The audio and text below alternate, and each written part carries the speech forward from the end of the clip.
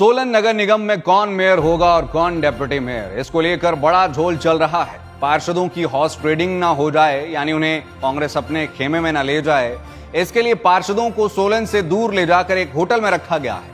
खबर यह भी है कि पार्षदों के फोन तक ले लिए गए हैं और एक पार्षद ऐसे हैं जिन्होंने फोन देने से इनकार कर दिया है। कई पार्षदों के द्वारा अपने अपने दावे पेश किए जा रहे हैं। कोई अपने लंबे अनुभव के बल पर हुंकार भर रहा है, तो कोई संगठन के नेता होने के तौर पर। कुल मिलाकर देखें तो सब कुछ ठीक भी है और ठीक भी नहीं। ठीक इसलिए है कि भाजपा के पास सोलन में पूर्ण बहुमत है और 10 सीटों पर काबिज है। इसके साथ ही एक आजाद उम्मीदवार भी उनके पास है। और अगर ठीक ना होने की बात हो तो इस बार मेयर और डेप्यूटी मेयर के लिए इतने दावेदार भाजपा के पास है कि ये तय कर पाना भाजपा के लिए मुश्किल हो चुका है और गले की फांस बन चुका है कि आखिर किसे जो है वो इस समय पर मेयर बनाया जाए और डेप्यूटी मेयर बनाया जाए। हालांकि भाजपा के 2 पार्षदों पर अतिक्रमण की जांच भी जारी है, लेकिन वो काफी लंबा और पेचीदा काम है। मेयर पद के लिए सबसे पहला नाम वार्ड नंबर 2 से सुषमा शर्मा का है, तो वहीं दूसरे बड़े दावेदार वार्ड नंबर 15 से अभिषेक ठाकुर है। इस लिस्ट में वार्ड नंबर 12 की प्रियंका का नाम भी चर्चाओं में है।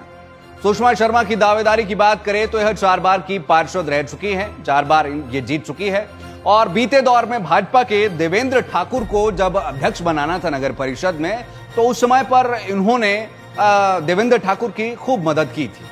तो वहीं अभिषेक की अगर हम बात करें तो यह पहली बार के पार्षद है, लेकिन संगठन में इनका काफी ऊंचा कद है, तो उनके दावेदारी की एक वजह यह भी मानी जा रही है। लेकिन शुरुआती दौर से ही अभिषेक का नाम मेयर पद के लिए जो चला, उससे उन्हें कहीं ना कहीं जो है वो दिक्कतें हो सकती है, प्रॉब्लम हो सकती है, क्योंकि भाजपा में अक्सर देखा गया है कि जिसका नाम जितना चलता है उसे उतना ही साइडलाइन कर दिया जाता है। इसके साथ ही प्रियंका का नाम भी धीरे धीरे स्वरों में मेयर पद के लिए उठ रहा है।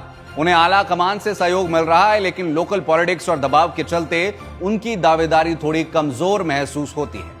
इस बार डेप्यूटी मेयर का चुनाव भी काफी जबरदस्त रहने वाला है।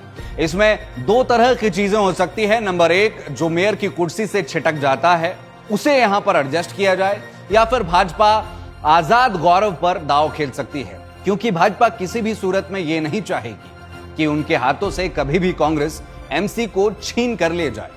मान लीजिए भविष्य में यदि 2 पार्षद जिन पर अतिक्रमण की जांच चल रही है वह सही पाए जाते हैं और भाजपा के उन पार्षदों की सदस्यता चली जाती है, तो ऐसे में भाजपा की संख्या 8 बच जाएगी और आजाद उम्मीदवार गौरव के साथ वह 9 के आंकड़े पर रहेंगे और कांग्रेस 6 पार्षद तथा 1 विधायक की वोट के साथ 7 पर होंगे। ऐसे में भाजपा की पकड़ उस समय पर भी आप ये कह सकते हैं कि मजबूत रहेगी।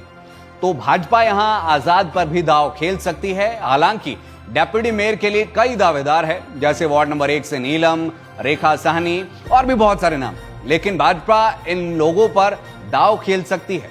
बहरहाल किसी भी पार्षद को अभी तक यह नहीं बताया गया है कि आखिर कौन आधिकारिक मेयर और डेप्यूटी मेयर का कैंडिडेट होगा, लेकिन एक दूसरे के पक्ष में आने के लिए समझाने बुझाने की प्रक्रिया जोरों से चल रही है। अब देखना यह होगा कि आखिरकार कौन मेयर और डेप्यूटी मेयर की कुर्सी पर काबिज होता है।